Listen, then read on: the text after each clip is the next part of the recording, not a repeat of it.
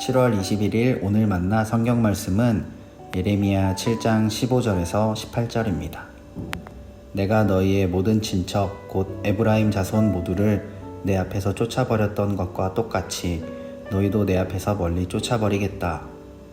그러므로 너 예레미야는 이 백성을 보살펴 달라고 기도하지 말아라. 너는 그들을 도와달라고 나에게 호소하거나 간구하지도 말고 나에게 조르지도 말아라. 나는 이제 너의 말을 들어주지 않을 것이다. 너는 지금 그들이 유다의 성읍들과 예루살렘의 모든 거리에서 하는 일들을 보고 있지 않느냐?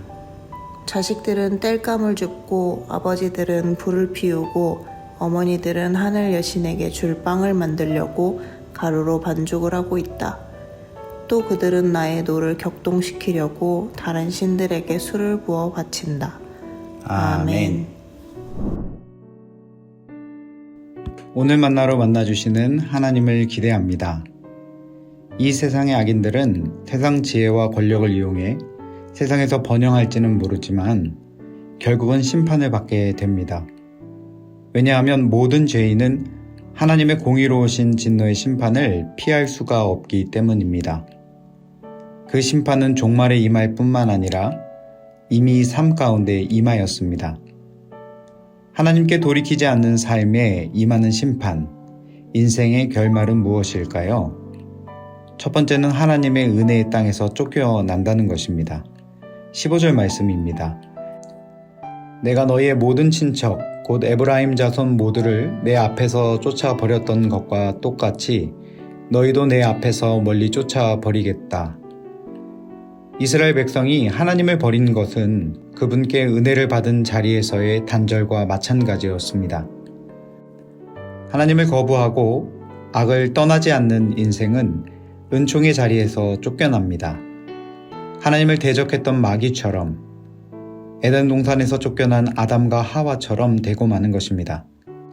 실로에서 믿음을 잃어버린 이스라엘 백성에게 하나님의 임재의 상징인 언약궤를 빼앗기게 하신 것처럼 예루살렘 역시 북방민족인 바벨론을 통해 은혜의 땅에서 쫓겨나게 되는 결과를 맞이하게 되는 것입니다. 그렇습니다. 그분의 은혜가 머무는 땅을 떠나는 것은 사형선고나 마찬가지입니다. 우리가 살기 위해서는 악으로부터 돌이켜 하나님의 품으로 돌아오는 길밖에 없습니다. 주님의 은혜의 땅에 거하는 인생 되기를 축복합니다. 두 번째, 하나님께 돌이키지 않는 삶에 임하는 심판, 인생의 결말은 하나님의 부재입니다. 16절 말씀입니다. 그러므로 너 예레미야는 이 백성을 보살펴달라고 기도하지 말아라. 너는 그들을 도와달라고 나에게 호소하거나 간구하지도 말고 나에게 조르지도 말아라. 나는 이제 너희의 말을 들어주지 않을 것이다. 기차가 레일 밖에선 달릴 수 없는 것처럼 물고기가 물을 떠나서는 숨을 쉴 수 없는 것처럼 하나님이 지으신 사람들은 그분이 없이 살 수가 없습니다. 하나님을 버리고 떠난 자들은 하나님의 은혜로부터 단절된 상태입니다. 그런데 설상가상으로 하나님이 그들의 기도를 더 이상 듣지 않으시겠다고 선언하고 계십니다. 하나님의 부재는 하나님의 형상으로 지음을 받아 그분과 교제해야 하는 인간에게 있어서 가장 비극적인 사건입니다. 하나님은 그들과 단절을 선언하십니다. 우리가 하나님과의 교제를 게을리할 때 우리는 비참한 삶으로 전락하고 맙니다. 하나님과의 동행하는 삶을 날마다 새롭게 하는 저와 여러분 되기를 축복합니다. 마지막으로 하나님께 돌이키지 않는 삶에 임하는 심판, 인생의 결말은 헛된 우상을 의지한다는 것입니다. 18절 말씀입니다. 자식들은 땔감을 줍고 아버지들은 불을 피우고 어머니들은 하늘 여신에게 줄 빵을 만들려고 가루로 반죽을 하고 있다. 또 그들은 나의 노를 격동시키려고 다른 신들에게 술을 부어 바친다. 하나님을 떠난 인생은 공허함과 죄의식을 떨쳐버리기 위해서 우상을 만들어 섬기게 됩니다. 하나님을 떠난 이스라엘 백성은 헛된 신들에게 제사를 드리며 하나님의 노를 격동시킵니다. 하나님은 이들의 우상 숭배가 온 가족의 죄악이었다라고 말씀하십니다.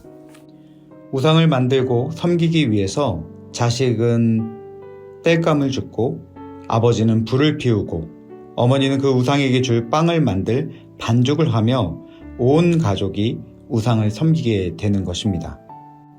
오늘날 사람들은 하나님을 대신할 것을 찾기 위해 골몰합니다. 행복을 얻을 수 있는 대상을 찾아 현실을 잊고 살아갑니다. 그러나 이 모든 우상들은 찰나의 즐거움을 줄 수 있을지는 모르지만 영혼의 만족을 주지 못하며 가짜 행복을 주지만 참 평강과 안정을 가져다 주지 못합니다. 헛된 우상에 의지하여 살아가는 것 그 자체가 절망이요 지옥인 인생을 살아가는 것입니다. 말씀을 마무리하겠습니다. 하나님께 돌이키지 않는 인생의 결말은 이와 같습니다.